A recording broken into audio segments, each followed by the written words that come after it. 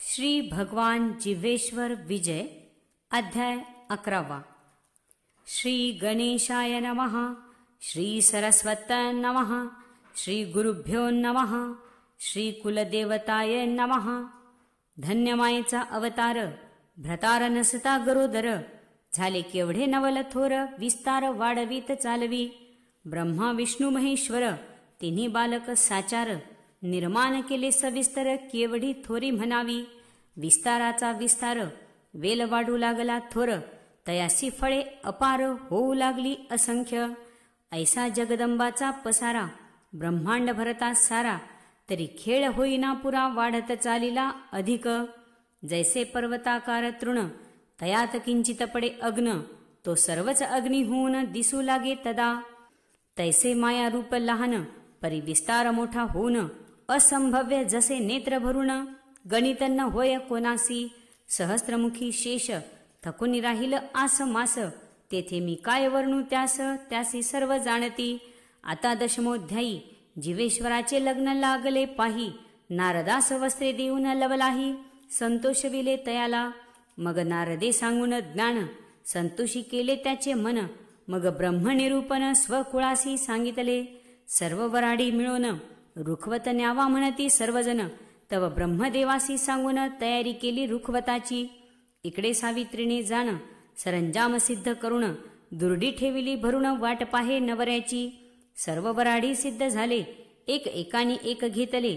मग अश्वावरी नवऱ्यासी बसविले, ऐसे चाले अत्यानंदे। वाजंत्र्यांची लागली घाई, नाना वाद्ये वाजू लागली सर्वही। ऐसे मिरवित लवलाही आले मंडपा कारणे। शंकराने बैसावया घातले आसन, सर्व जनास अति आदरे करुण। करुणिया तयांचा सन्मान बैसविले तया ठाई। तव रुखवत पहावयासी भोवताली बैसल्या सरसी। लक्ष्मी म्हणे सर्व देवत्रयासी, काय प्रकार आहे पाहू यागे। सर्व रुखवत उघडिला, सर्व स्त्रिया पाहती डोळा। पदार्थ काही अनुमात्र नाही चुकला कोणत्या विषयी। रायपुऱ्या सुंदर, हात शेवया प्रियकर, पाट शेवया जाड फार अति सुंदर दिसती। यासी सभोवती चतुष्कोण पुऱ्यांच्या शोभे भरून, पापड सांडग्यांची कुसरी करून भरली असे त्या दुर्डीमध्ये। लाडू एकाहून एक सुंदर, अनेक प्रकारचे तऱ्हेदार, पाहता कल्पना निघे बाहेर ऐसे पक्वान्न केले असती। खसखसीचे लाडू वळून वरती बदाम लाविले सुगम, आणि तांदळाचे गोंड पूर्ण, जेविता जनास गोड बहु। घारी आणि तेलवरी सफेद साखरीची सारी, आणि गुळाची केली गुळसरी, लाली लाल दिसतसे। आता प्रकार सांगावे बहुत, वर्णन करिता आवडेल ग्रंथ। आता सारांश येथ बोलिला असे की, तया रुखवताचे दुर्डीवरी झाकिला असे पितांबर। तव सावित्रीस आनंद फार तया वराडी याकडे पाहुनिया। ऐसा रुखवत दिधला भरून, तव वराडी म्हणती शंकरा कारण। आता आम्हासी द्यावी आज्ञा जाण, भोजना कारणे तत्वता। इकडे पार्वतीने स्वयंपाक सिद्ध केला, उठा म्हणे सर्वांस भोजनाला। उशीर लाविताची भला अन्न विटेल, तव वराडी उठले तत्वर करुण। बैसती भोजना कारण, तव नाना प्रकारचे पक्वान्न वाढते झाले एकसरा। त्या पार्वती हस्तांची पक्वान्ने गोड साची, अन्न पाहता वराड्यांची तहान भूक विरली। भोजन करुणी सकळ जन, तृप्ती पावले तयाचे मन। जन्मांतरीची दुःखे जाण उठून गेली सर्वथा। मग सर्व वराढियास वस्त्र देता झाला महेश, जरी बंदी अतिसुरस, पाहता मन निवेकी। प्रत्येक वराढियासी वस्त्रे अर्पिली त्यासी, सर्वजन आपले मानसी संतोषले अति सत्वरे। मग सर्व वराडी निघाले, त्या सर्वांस पितांबर नेसविले। सर्व आनंदित झाले कल्याण चिंतिती नवऱ्यासी, म्हणती ऐसे वस्त्र जाण नाही पाहिले आम्ही जन्मापासून। धन्य शंकराचे उत्पन्न केला सूर्यवंशी साळी, आमचे झाले मनोरथ पूर्ण, वस्त्र नेसलिया जाण। त्या वरासी चंद्रार्क पूर्ण आयुष्य हो तयासी।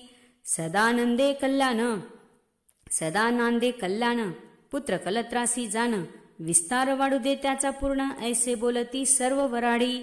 मग सर्व वराडी मिळून ब्रह्मदेवाचे मंडपा कारण, आले ते एका ठाई जाण, आसन घातले मंडपस्थानी।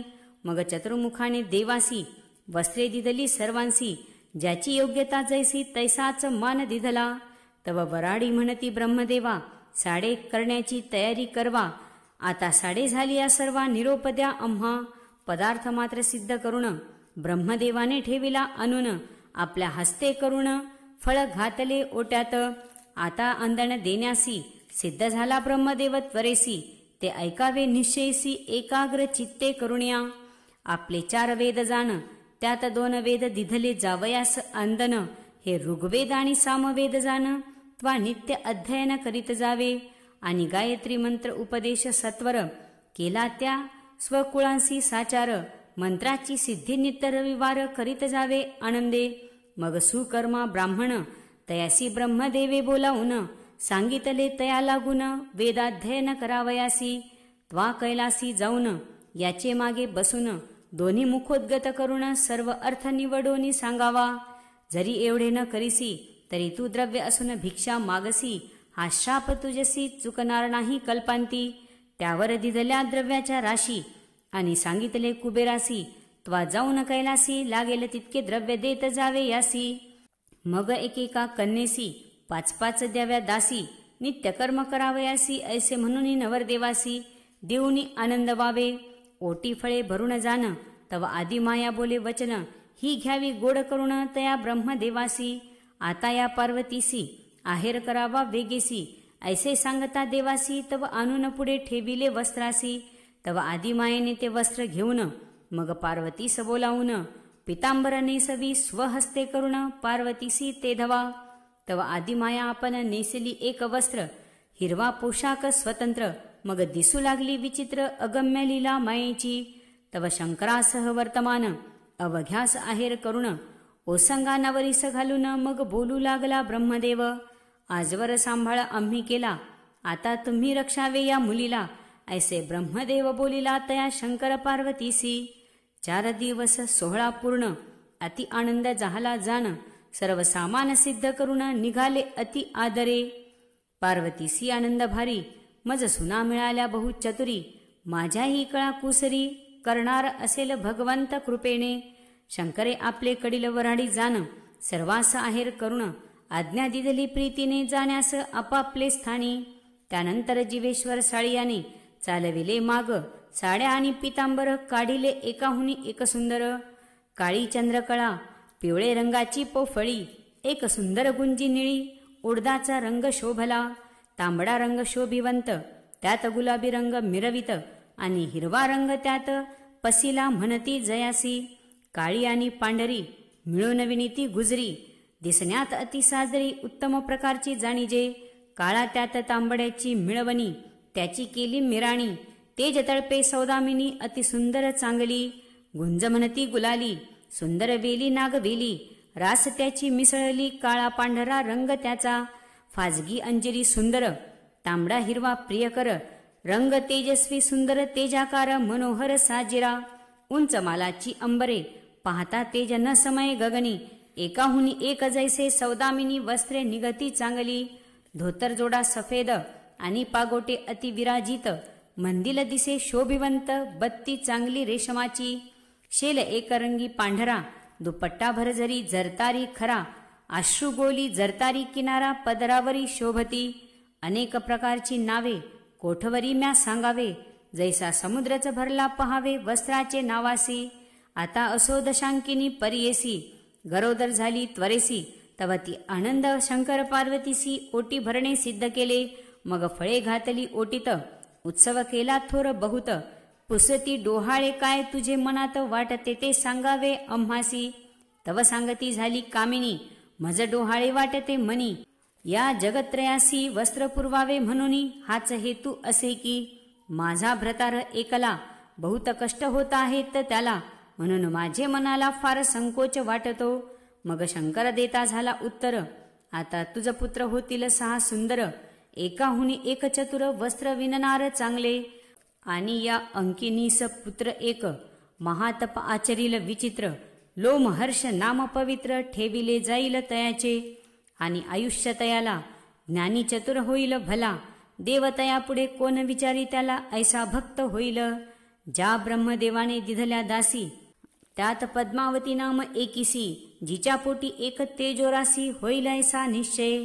आता सिंहावलोकने करुण मागील ऐकानुसंधान दशांकिनी गरोदर पूर्ण नवमास भरियेले तीसी तव पुत्र झाला तियसी अति सुंदर तेजो रासी मग आनंद झाला पार्वतीसी नातू झाला म्हणूनी उत्सव केला थोर वस्त्रेभूषणे अलंकार ब्राह्मणासी वारंवार शंकरे देवनी तृप्त केले तेव्हा ब्रह्मदेव येऊन जातक वर्णन करी आपण याचे नाव कैलास भुवन ठेवा म्हणून सांगितले हा उत्पन्न झाला कैलासी म्हणून कैलास भुवन नाम यासी ब्रह्मदेव सांगता शंकराशी मग नाव ठेविले तेची पै दशांकिनी आनंद भरित जो जो म्हणून हलवित तव इंद्राचा दूत अकस्मात सांगे वृत्तांत जीवेश्वरासी तुम्हासी वस्त्रे देऊन यावे म्हणून देवेंद्राने बोलाविले जान आता तुम्ही त्वरे करून आपण तेथवरी चलावे घेऊन उंची वस्त्रे बरोबर एकाहुनी एक थोर काळे पिवळे अतिसुंदर लाल रंगाचे मनोहर पै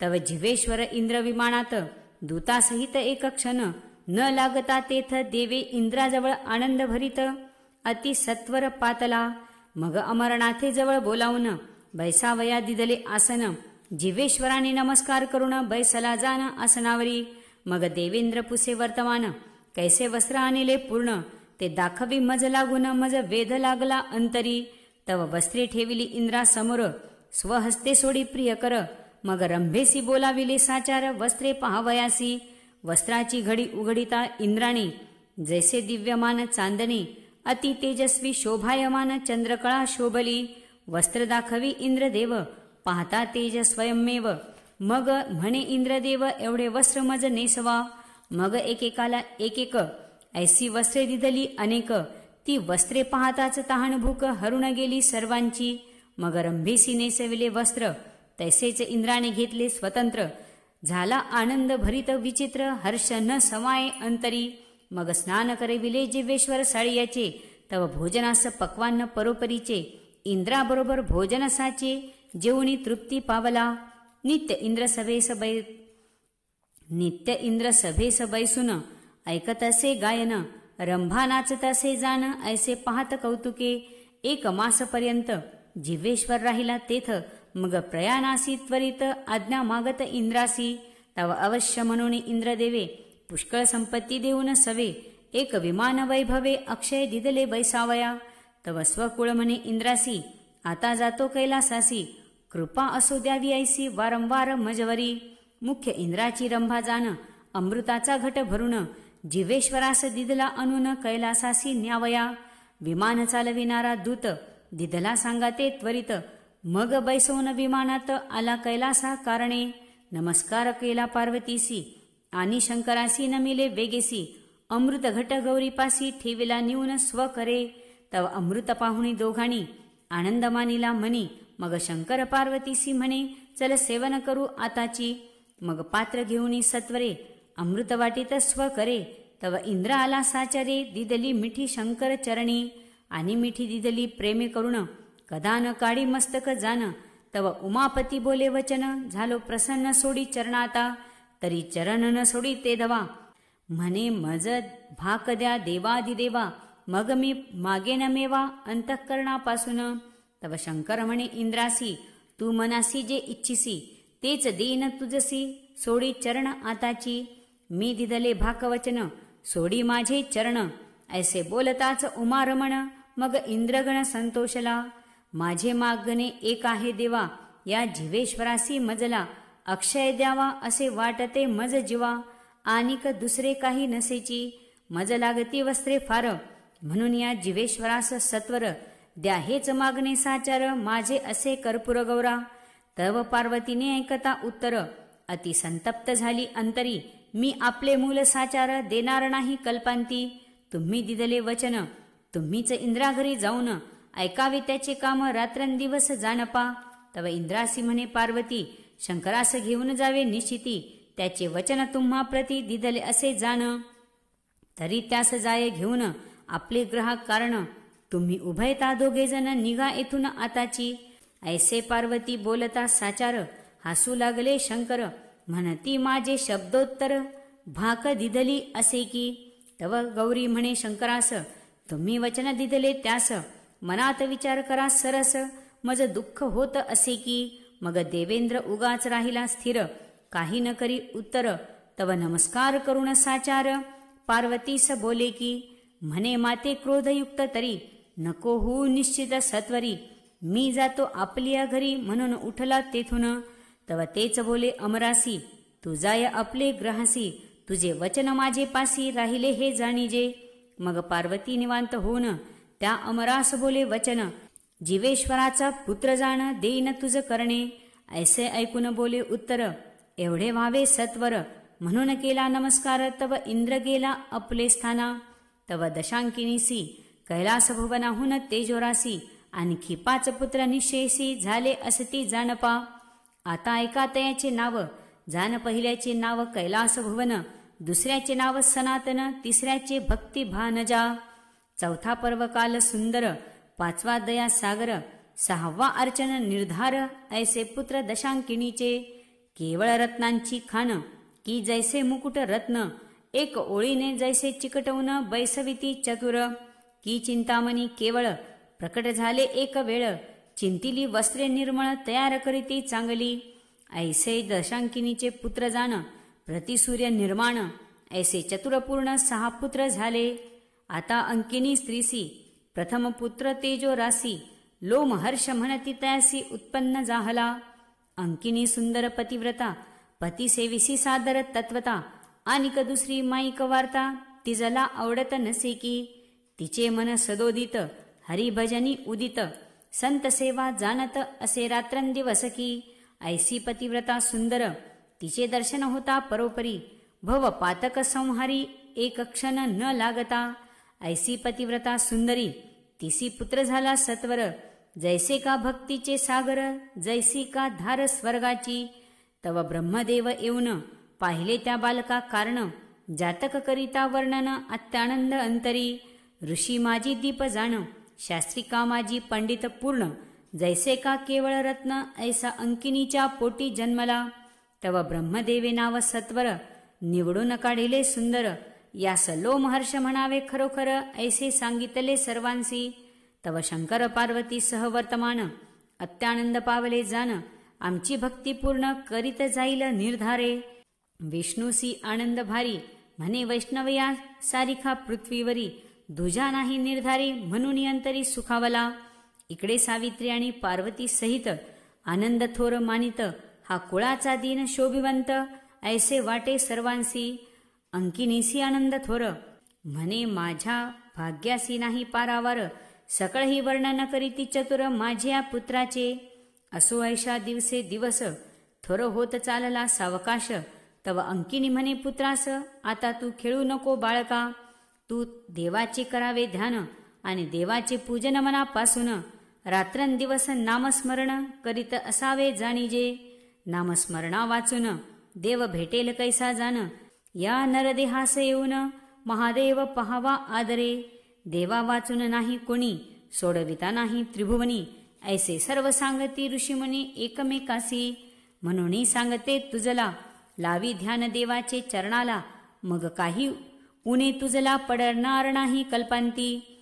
तव लोमहर्ष बाळ, बोलता झाला स्नेहाळ, माते कोणत्या युक्तीने देव निर्मळ, भेटेल ऐसे सांग मज. ऐसी युक्ती सांग साची, की तात्काळ भेट होय त्याची, इच्छा पुरेल मनाची, ऐसे सांग मज आता. मग अंकिनी बोले पुत्राशी, प्रथम शरण जावे सद्गुरुशी, तरीच मिळेल देव तुझसी, हा निश्चय खरा की. सद्गुरु वाचुनी जाण, न मिळे ते एकही साधन, हीच प्रथमची खूण जाण रे बाळका. या मानव देही जयासी सद्गुरु नाही, तो जन्मात येऊन पाही, पशु जन्मला जाणीजे. सद्गुरु सारखा उदार, नाही त्रिभुवनी साचार, कल्पतरुहुणी उदार, या त्रिभुवनात दिसे की. कामधेनूची द्यावी उपमा, तरी न लागेची जाणा, परीस असे ठेंगणा, चिंतामणी दीन दिसे. सद्गुरु सर्वात श्रेष्ठ जाण, जगी नसे कोणी या समान, तया लोकी असे मान, ऐसे सर्वत्र बोलती.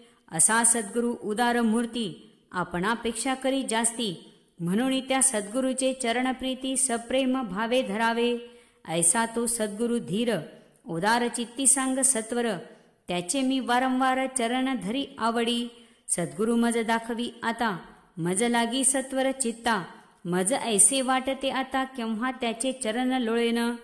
माते सद्गुरूची खूण, कैसी असती चिन्हे जाण, कोणत्या चिन्हे जाण ओळखावा याचे निरूपण करी. अंकिनी म्हणे धीर आणि उदार ज्ञानासी, कपट गर्व नाही मानसी, तो न जाणे अभिमानासी, त्याशी शरणाआधी जावे. प्रतिष्ठा न दाखवी जगात, जगामध्ये न दाखवी दंभ खचित, त्या सद्गुरुशी प्रणिपात सत्वर जावणी करावा. न दाखवी कालाचे भिन्न, सदा सर्वदा भगत भजन, ब्रह्मानंदी न वाटे जयास जाण, त्याशी शरण प्रथम जावे. आता आपुल्या शिष्यापासून सेवा घ्यावी ऐसे म्हणून, चरण न सोडावे प्रेमे करून, गेलिया प्राण तत्वता. सदा सर्वदा नामस्मरण, रात्रंदिवस हरी कीर्तन, ज्याचे मनासी दयापूर्ण, त्यासी शरणाआधी जावे. शिष्यासी सांगे भक्ती निरूपण, अष्टोप्रहर जवळ बैसवून, आणि दुष्ट वाक्य न येती पूर्ण, त्याशी शरण आधी जावे. काम क्रोध आणि माया, त्याची संगती नाही जया, अवघी देवावरी माया, त्यासी शरण आधी जावे. काम क्रोध मद मत्सर, दंभ आणि अहंकार, हे जिंकिले जेने सत्वर, त्याशी शरण आधी जावे. ऐसे गुणाचे भांडार, त्याशी शरण जावे सत्वर, भगवत भजनी तत्पर, ऐसा असे जो सर्वदा. नाही तरी गुरु क्रोधयुक्त, काम क्रोध दुमदुमीत, सदा प्रपंची रत, त्याची संगती न धरावी. आपले शिष्यासी बोले कठोर वचन, म्हणे माझे करा पूजन, नाही तरी शापीन, त्याची संगती न धरावी. जगामध्ये बर्वेपण, अंतरी कपट पूर्ण, सकाळशी दाखवी साधू लक्षण, त्याची संगती न धरावी. टिळा टोपी आणि माळा, पोटी क्रोधाचा उमाळा, श्रेष्ठत्वाची दाखवी कळा, त्याची संगती न धरावी. ऐसे गुण जयाचे जाण, तो गुरु अज्ञान पूर्ण, ऐसे या गुरुचे दर्शन, जन्मांतरी घडू नये. पुढे कथा सुरस, श्रोते श्रवण करा सावकाश, निद्रा आणि आळस दूर ठेवा एकीकडे. ब्रह्मानंदा परमपुरुषा, पुढे चालवी कथा रहस्या, वारंवार हेची आशा, हे साळी महात्म्य पुराण. अत्रि ऋषी कवित्व जाण, सप्तम स्कंदातील सारपूर्ण, इति श्री जिव्हेश्वर साळी महात्म्य पुराण. श्रवण करिता दोष जाण, जळती मुळापासून, एकादश अध्याय गोडहा. श्री शंकरार्पणमस्तु. इति श्री भगवान जिव्हेश्वर विजय ग्रंथस्य एकादशोऽध्यायः समाप्त.